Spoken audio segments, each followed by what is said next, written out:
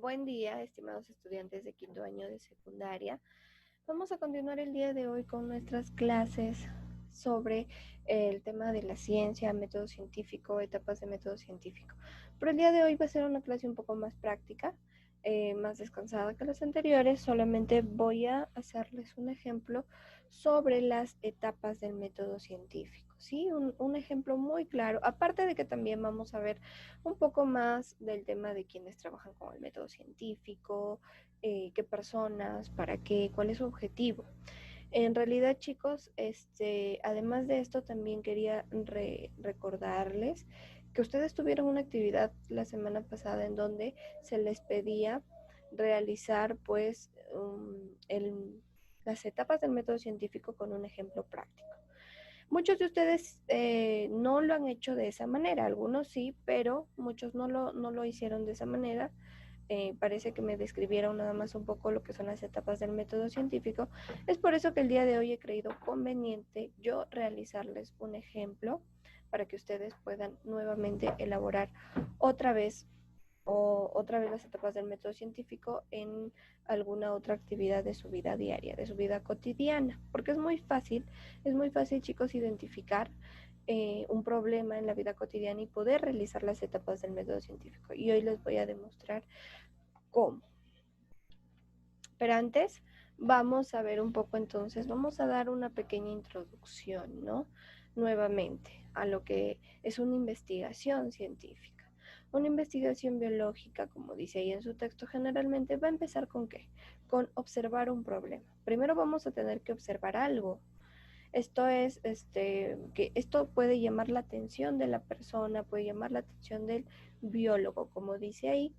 Por ejemplo, si un biólogo que estudia el cáncer puede notar que cierto tipo de cáncer no responde a la quimioterapia, es decir, los tratamientos más comunes para el cáncer son las quimioterapias. ¿Qué pasa cuando un tipo de cáncer absolutamente no responde a nada, o sea, no mejora con la quimioterapia? Se va a preguntar por qué pasa eso, ¿no es así? Ahí es donde ha habido una observación, entonces un pequeño detalle, que una persona que tiene cierto tipo de cáncer no está respondiendo frente a una quimioterapia.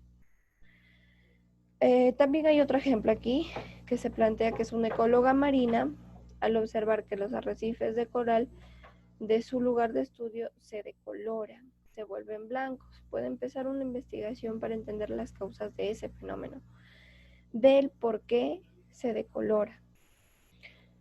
Bien, ¿qué hacen entonces los biólogos para dar seguimiento a sus observaciones? ¿Qué es lo que pueden hacer? ¿De qué manera entonces pueden dar sus seguimientos estos biólogos? Pues realizando las etapas del método científico. ¿Y de qué manera tú también puedes dar seguimiento a tus observaciones del mundo actual? Igualmente, pues, realizando las etapas del método científico. De esa manera, entonces, tú puedes darte respuesta a algunos fenómenos, algunas observaciones, algunos problemas que tengas sobre situaciones reales. El método científico se usa en varias ciencias, entre ellas las que utilizan más el método científico son química, física, geología y psicología, pero en realidad se producen en todas las ciencias realmente. Los científicos en estos campos, ¿qué hacen? Se hacen diferentes preguntas y realizan diferentes pruebas, diferentes experimentos. Sin embargo, van a utilizar el mismo método para encontrar sus respuestas lógicas y obviamente respaldadas por evidencias, por experimentos. Bien, vamos a hacer entonces el ejemplo del método científico súper práctico. El problema es, una persona en la mañana desea desayunar y pone 2 panes en la tostadora, pero no se logran tostar. Esa es la observación o el problema. Ese es el problema del que vamos a hacer el ejemplo del método científico el día de hoy. Por lo tanto, como punto número 1 se hace una observación. Supongamos que tienes, como les digo, 2 rebanadas de pan, las pones al tostador y presionan el botón para que se tuesten. Sin embargo, no se tuestan. Entonces, el primero es la observación. El pan no se ha tostado. Segundo, nos planteamos una pregunta. ¿Por qué no se tostó mi pan? Entonces, aquí vamos a hacernos la pregunta, nos planteamos la pregunta, ¿por qué es que no se tuesta el pan? ¿Cuál es el motivo? En el 3, vamos a elaborar en la parte número 3, elaboramos una hipótesis. En la hipótesis es una posible respuesta a la pregunta que de alguna manera puede ponerse a prueba. Por ejemplo, nuestra hipótesis en este caso va a ser que el tostador no funcionó porque el enchufe toma corriente está descompuesto. Entonces, esa es nuestra posible respuesta a nuestra pregunta anterior, ¿no? Que por qué no se tostaron nuestros panes. Inmediatamente nos decimos, quizás el enchufe no sirve. Esta hipótesis no es necesariamente la respuesta correcta, sino va a ser una posible explicación que podemos comprobar para ver si es correcta y si necesitamos proponer otra. Es decir, que cuando nosotros decimos que el enchufe no sirve, no quiere decir que esa ya vaya a ser la respuesta a nuestro problema, sino que tenemos que comprobarlo. Vamos a comprobar esta hipótesis para ver si es que es correcta o si es que necesitamos de repente proponer otra cosa, ¿no? Ahora, nos preguntamos entonces referido a la hipótesis. ¿Cualquier explicación cuenta como hipótesis? Una hipótesis debe ser comprobada y refutada para ser válida. Por ejemplo, la pintura El nacimiento de Venus de Botticelli es hermosa. Esta es la pintura, ¿no? Esta es una hipótesis, por así decirlo. Perdón, no es una hipótesis, por así decirlo, porque no hay ningún experimento que pueda comprobar esta afirmación ni demostrar que sea falsa. Sin embargo, la gente piensa que el nacimiento de Venus de Botticelli es hermosa. Es refutable, pues puedes realizar un experimento en el cual preguntes a muchas personas de diferentes ámbitos si piensan que la pintura es hermosa. Se observa que la manera de plantear una hipótesis puede tener un gran impacto en el hecho de que sea válida o no. A ver, para entenderlo mejor, la pintura de Botticelli es hermosa. Esa es una frase que una persona puede estipular, no puede decir. No es una buena hipótesis, como dice aquí. ¿Por qué? Porque no se puede comprobar. Yo no puedo comprobar que esa pintura sea hermosa o no. Lo que sí puedo hacer es hacer preguntas a las demás personas si es que la consideran hermosa o no. Y de acuerdo a eso, sí se puede refutar esa hipótesis, pero no es buena. No es buena porque no se puede comprobar. A esto va. La pregunta de si cualquier explicación cuenta como hipótesis.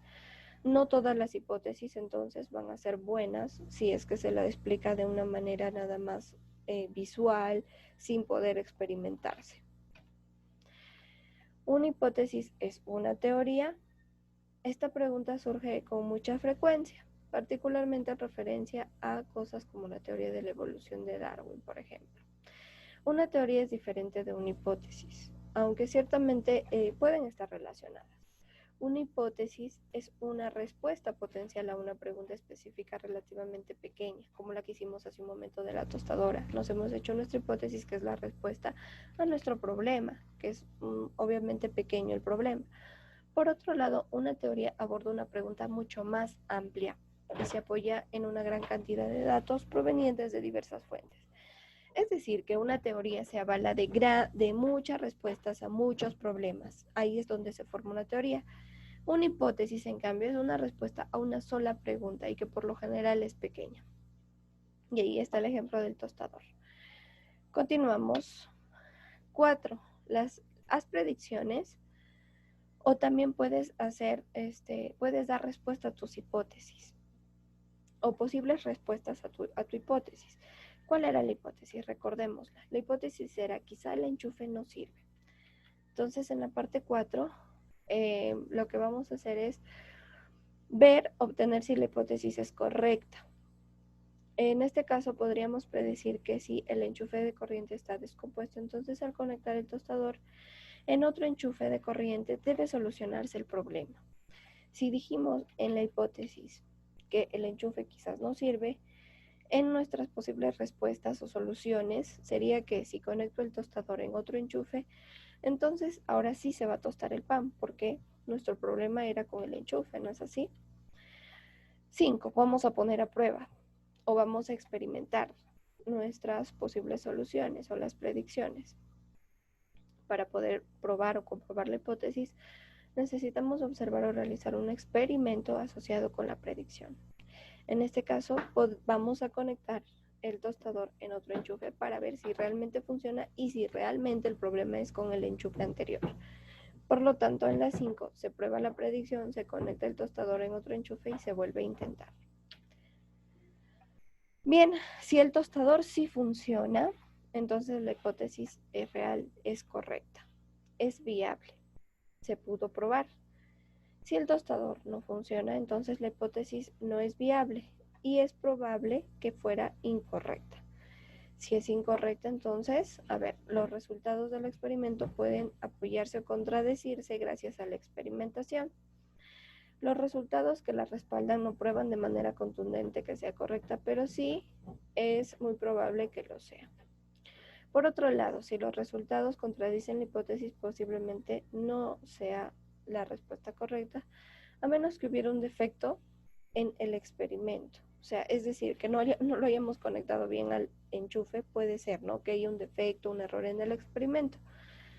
Un resultado contradictorio significa que podemos descartar la hipótesis y proponer una nueva. Si el tostador no funcionaría, tendríamos que proponer una nueva idea de por qué no ha funcionado nuestro tostador, por qué no se ha tostado el pan. 6 es el análisis de los resultados, en donde vamos a observar los resultados de todo nuestro procedimiento. El último paso del método científico entonces es reflexionar sobre nuestros resultados y utilizarlos